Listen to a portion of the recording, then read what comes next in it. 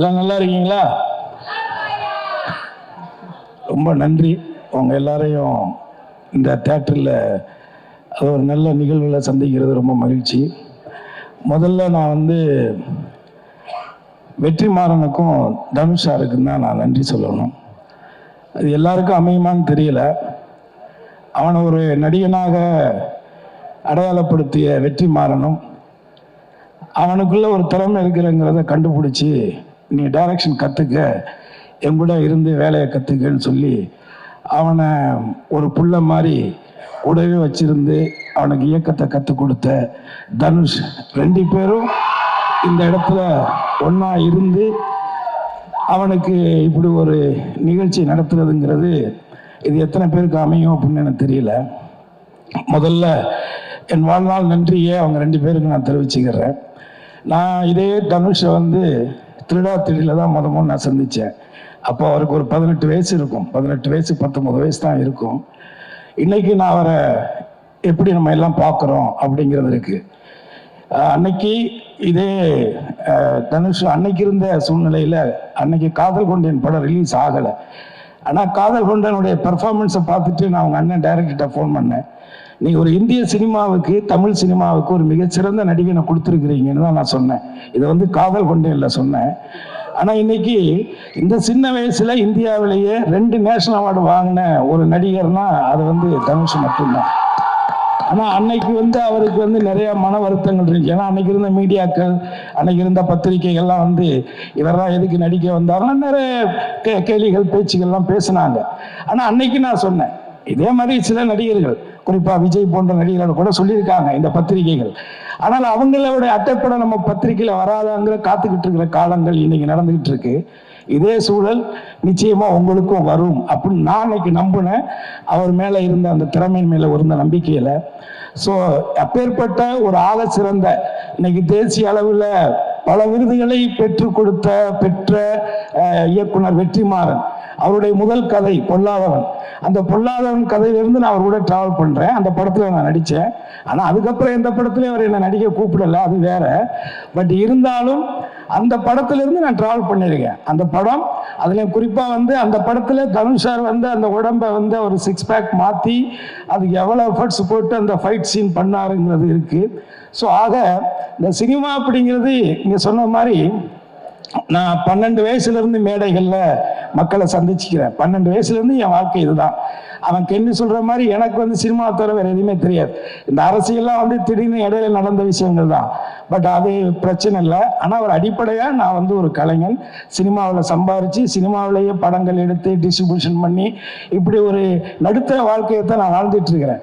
ஆனால் நான் ஒன்றை மட்டும் முழுசாக நம்பினேன், சினிமாவுக்கு நாம் உண்மையாக இருந்தால் சினிமா ஒருபோதும் நம்மை கைவிடாது அப்படின்னு நான் நம்பினேன்.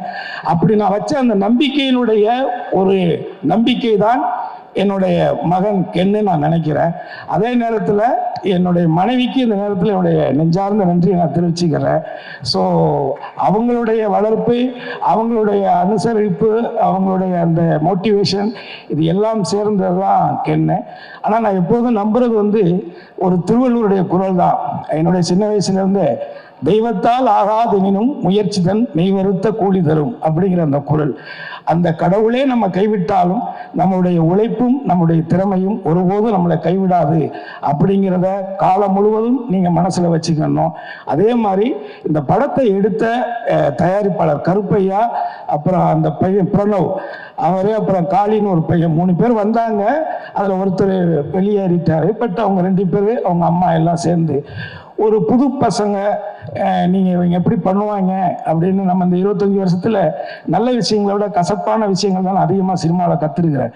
அப்போது நான் நம்பிக்கை இல்லாமல் நான் யோசிக்கும் பொழுது அந்த பசங்க ரொம்ப கேஷுவலாக இல்லை அங்கிள் நான் பண்ணிடுவான் அங்கிள் அப்படி மாதிரி சொன்னாங்க. ஆனால் நான் ஒன்றை மட்டும் சொல்கிறேன், ஒரு 100 படம் எடுத்த கம்பெனி கூட இந்த அளவுக்கு சிறப்பாக ஒரு படத்தை எடுக்க முடியாது. அந்த அளவுக்கு இந்த சின்ன வயசில் ரொம்ப அனுபவமாக, ரொம்ப நேர்த்தியாக, உண்மையாக அவங்க ஒர்க் பண்ணியிருக்காங்க. அதே நேரத்தில் நான் இன்னொன்று சொல்லிடுறேன், இந்த 25 வருஷத்தில் நான் அந்த சினிமாவில் யாருக்கிட்டே நான் எதுக்காகவும் போய் நின்னதில்லை. ஒருவேளை இந்த படங்கள் வெளியிட்டது பண்ணது இந்த டிஸ்ட்ரிபியூட்டர்கள்ட்ட வேணால் போய் நின்றுருப்பேன். அதை தாண்டி நான் வேற யார்கிட்டையும் போய் வாய்ப்புக்கோ அதுக்கெல்லாம் போய் நின்னதில்லை. முதல்ல வாய்ப்பு நம்ம கேட்கிட்டோம்னாலே ஒரு நடிகன் வந்து வாஷ் அவுட்டு தான். அது திறமையின் அடிப்படையில் இந்த கேரக்டர் நம்ம பண்ணால் நல்லா இருக்கும்னு வந்தால் தான் உண்டு. ஏன்னா நான் அதிகமாக நடித்த படங்களில் ஹீரோக்கள்லேயே வந்து நான் அதிகமாக நடித்தது தனுஷ் கூட தான். நிறைய படங்கள் நான் தனுஷ் கூட மட்டும்தான் நடித்தேன். ஆனால் அவர் கூட நான் நடித்த 14 வருஷம் ஆயிடுச்சு. அதுக்கப்புறம் இப்போ நான் கரையில் நடிச்சிருக்கேன். அந்த கரையில் அவருக்கு அவார்டு கிடைச்சிச்சுன்னா எனக்கும் கொடுத்தாகணும், இல்லைன்னா நான் கவர்மெண்ட் சென்ட்ரல் கவர்மெண்ட் மேலே செம வெறுப்பாயிருவேன். ஏன்னா நான் பிஜேபி திட்டங்கிட்டேன்னு சொல்லி கொடுக்காமலாம் அவாய்ட் பண்ணிடக்கூடாது, கொடுத்தே ஆகணும். அந்த விதத்தில் நான் யாருக்கிட்டையுமே பெருசாக எதுக்கும் போய் நின்னதில்லை.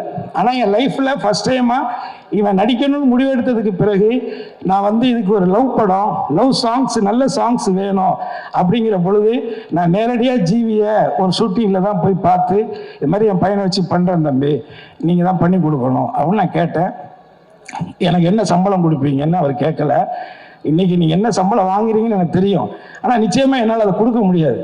ஆனால் ஏதாவது நான் என்னாவது பண்ணுறேன் அப்படின்னு சொல்லும் பொழுது அதெல்லாம் ஒன்றும் வேண்டாம், உங்களுக்காக கென்னுக்காக நான் இந்த படம் ஃப்ரீயாக பண்ணுறேன் அப்படின்னு இந்த 25 வருஷத்தில் எனக்கு இந்த சினிமாவில் இந்த ஒரு வார்த்தை, எனக்கு எப்படி பார்த்தாலும் அவர் பண்ணுற படங்கள் இப்போ தனுஷார் கூடலாம் இப்போ படம் பண்ணிக்கிட்டு இருக்காங்க. அந்த படங்கள் அவர் என்ன சம்பளம் வாங்குறாருன்னு தெரியும். நம்ம சொன்னால் ஐடி பிரச்சனை வந்துடும், அதனால நம்ம சொல்லக்கூடாது. பட் இருந்தாலும் இது வந்து ஒரு வாழ்நாளில் நம்ம வந்து அவருக்கு நன்றியோட இருக்கணும்.